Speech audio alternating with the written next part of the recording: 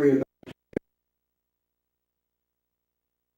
very tall, he loved tall blonde women. And she said, next time we pass a tall blonde woman, you hold my hand and I'll squeeze it.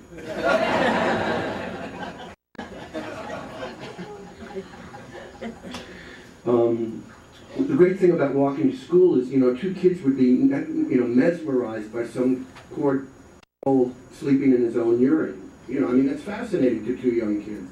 And of course we'd sit and stare, and instead of a parent usually saying, come along kids, don't look, her answer to that was, she'd say, oh, he found a nice sunny spot. Oh, come along, he found a nice doorway was another one. And the humor was just, it may be as pudgy as Madeline was, as I am now. She would say if she saw some woman trying to maneuver and get into an ice cream booth in some ice cream place, she'd turn to us and say, oh, she really needs another ice cream sundae. One time she lectured us because Jerry Robbins, the fellow who actually has the privilege of naming Madeline, she said she used to flirt with him at parties, actually. She lectured us all the way down to Washington when Forum opened up in '62, I guess. And all the way down, 6 hours, I don't want to hear the word rat, I don't want to hear the word fink. Two words we would grow up to this day. I still think about actors as being a thing. And, or somebody naming their ex-wife, But when we got there, Joe actually and I had never really seen, growing up in the village, actual rats. And when we went down this terrible stage door alleyway, it was very, dark, and you were supposed to stamp your feet because there were rats there. And these huge shadowy things went up the fire escape when we stamped, and we were both so excited. We came in, and there's Jerry standing next to my mother, and we said, hey, Ma, we saw a rat.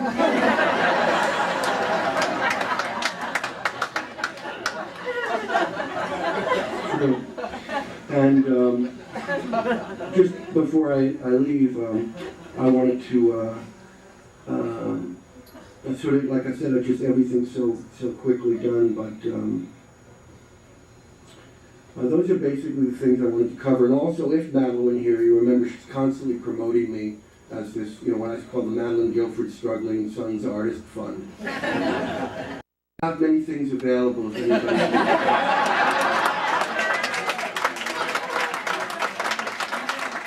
Yeah, at the house I have my artwork, as we say in Massachusetts. I got a very, very interesting piece that I think is one of my most potent pieces of Rosenberg's. Another happy subject. Somebody said, why did you do that? I said it was something that was on my mind. A mixture of Jews and jazz. Jack had a great line. He said it wasn't always known as jazz. Before it came up the river from New Orleans to Chicago, it was simply known as Shapiro.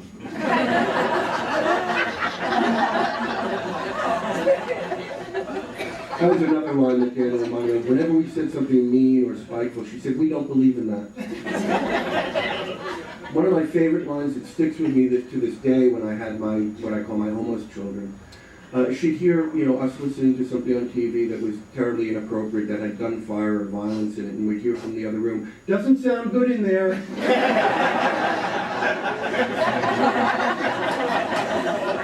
The kind of liberal stuff I grew up with to this day. All these things stick with me, really. But anyway, I have some very interesting material. As you know, I became this archivist and just collected, like the Collier brothers, everything that ever existed on film and music. And I've made some interesting DVDs of Jack, some of his own material. And Madeline granted me an audience at one point a couple of years ago. And it was the kind of thing where I never had to ask her in the interview any questions. I just said, the camera's on. And that was 2 hours right there. So if any of you are really interested, really want to have something to really remember Madeline by, these are things that I thought that I'd offer you before I left.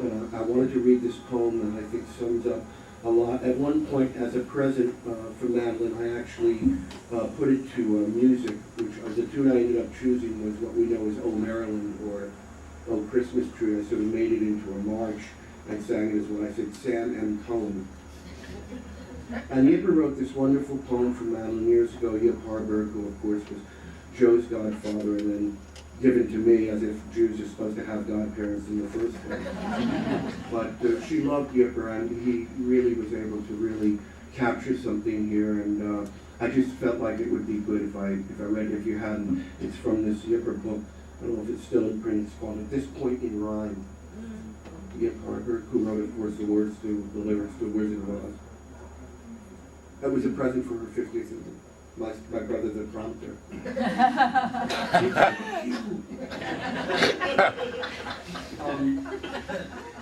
Anyway, so later on we're going to have memorials and things like that, but I thought the least we can do is get something across in this haste, and I'd hope that you would listen to this. She dwells in the village in Abingdon Square, the beautiful Madeline Lee. All telephone wires converge on her there, the sweetheart of AT&T. You ask who she is, she's the soul of the city, the sweetie committed to every committee, the wife of Jack Gilford, the funny, the witty, the bountiful Madeline Lee. She solves all your problems, allays all your fears, and sets all anxieties free. Just call her collect, the next voice you will hear will be that of our Madeline Lee. Does your friend need a job or a script or vasectomy? Does your wife need a maid or a quick hysterectomy? Call me back in an hour, but don't send a check to me. Fabulous Madeline Lee. Loathers of women's lib, freedom and sex don't dawdle when Madeline smiles. When she pickets the White House, they run for the exit to cover and lock up their files. If you're planning a strike or parade, she'll gung-ho for you, bus you to Washington, raise all the dough for you. And while she's in prison, produce a new show for you. Improbable Madeline Lee. When Joe McCarthy came down from the heights to investigate Madeline Lee, she appeared in her tights with the whole Bill of Rights tattooed on her plump potpourri. She's the blonde Joan of Arc ever rallying masses to strike against war and political asses. Men who never clink glasses with Jackie Onassis make passes at Madeline Lee. There's no saddling Madeline Lee. So here's to the girl of this wild half a century, fabulous, fearless, and free. The nation will not be a Fed penitentiary as long as there's Madeline Lee.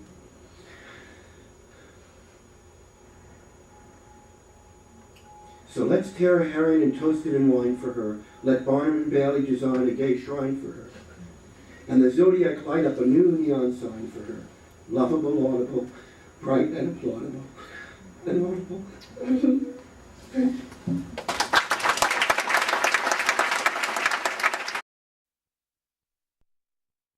Madeline Lee by E.Y. Yip Harburg, presented on the occasion of Madeline Lee Gilford's 50th birthday, May 30th, 1973.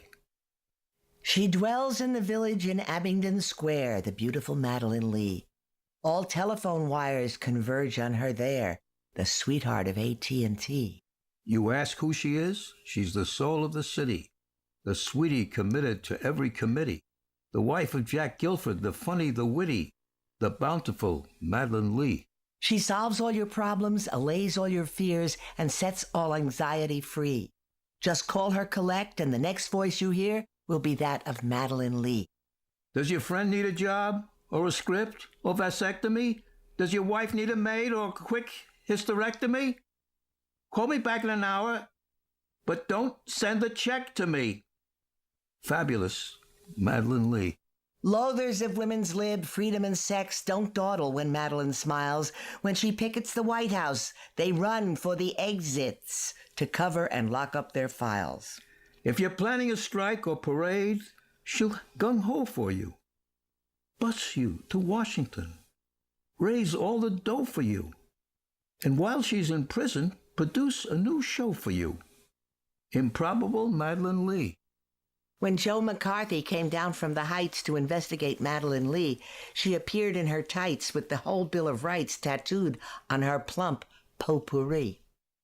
She's the blonde Joan of Arc, ever rallying masses to strike against war and political asses. Men who'd never clink glasses with Jackie Onassis make passes at Madeline Lee. There's no saddling Madeline Lee. So here's to the girl of the 21st century, fabulous, fearless, and free. This nation will not be a Fed penitentiary as long as there's Madeline Lee. So let's tear a herring and toast it in wine for her. Let Barnum and Bailey design a gay shrine for her, and the Zodiac light up a new neon sign for her. Lovable, Laudable, bright and applaudable. and audible. Madeline Lee. Lee.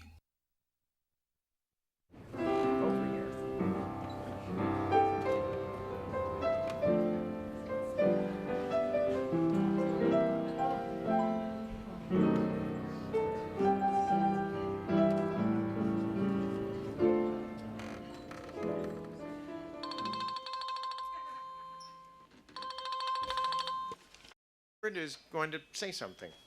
No, I was. No? Are you going to? I was. Will you still? I will.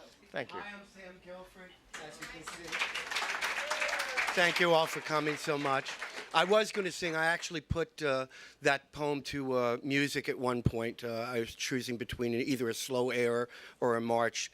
Madeline always said, Yipper, always put a march in everything, and it was sort of a Sam M. Cohen sort of thing. She dwells in the village in Abingdon Square. The beautiful. I actually made up a poem myself. These are these little statues. Anybody who wants to, extremely limited edition of this statue of Madeline.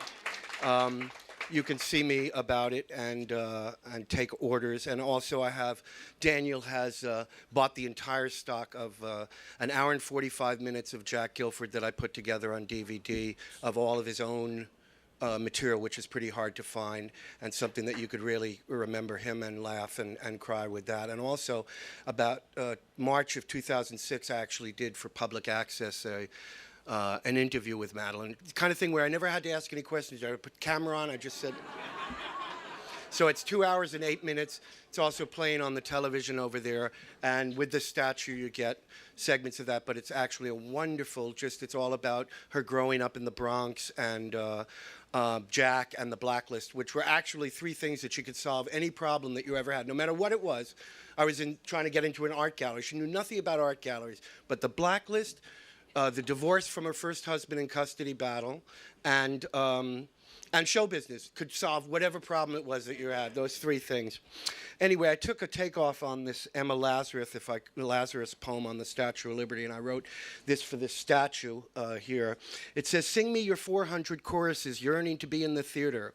Send me your tossed tempos, a mighty Madeline. Oh, let me begin at the beginning here. It's called, instead of the new Colossus, I called it I Knew Phosphorescence. Not brazen or meek, a giant, famous for conquering lamos, striving to land on the sand of Fire Island or Martha's Vineyard. Sing me your 400 choruses, yearning to be in the theater. Send me your tossed tempos, a mighty Madeline with a torch. Her eyes glow worldwide welcome, whose mind is like an unimprisoned lightning. Mother of Manhattan, her miles of smiles, hand outstretched for the telephone dial, the only air conditioner, the eternal child, the twins of the city, never silent lips, no ancient plans, but stories of the pompous. I will lift your spirit and give you my golden core. She lifts her lamp beside the open door, commanding the right to express, charging to the rights of the oppressed. Just thought I'd...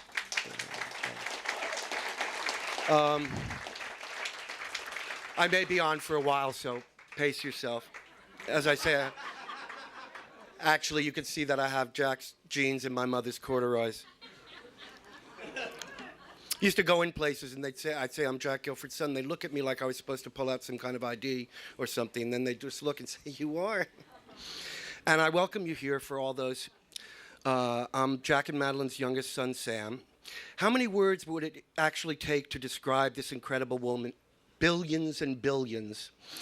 She was not only my mother, but she was my very closest best friend. I've endeavored to put just a few words together here to share with you and her other close friends who have all gathered here to remember and honor her. I thank you all so much for being here tonight. She, of all people, would be so very happy to see you all. Very unfortunately, she is not.